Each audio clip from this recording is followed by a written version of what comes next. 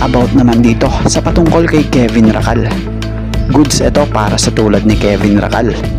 Dahil mula nung Alaska days nito andito ito sa franchise na ito hanggang sa naiba ang franchise ng team at naging Converge magpahanggang ngayon nga ito'y nananatili pa rin dito.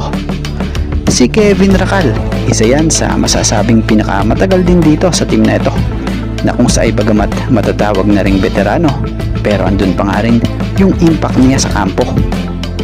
So alam nyo bang nabigyan muli ito ng Converge ng panibagong 1-year contract? So fresh contract na raw di umano ito. So di na tayo magtataka dahil si Kevin Rakal talaga namang maaasahan magpahanggang ngayon sa team ng Converge na kung sa ay nagiging kabilang pa nga rin ito as a starter player.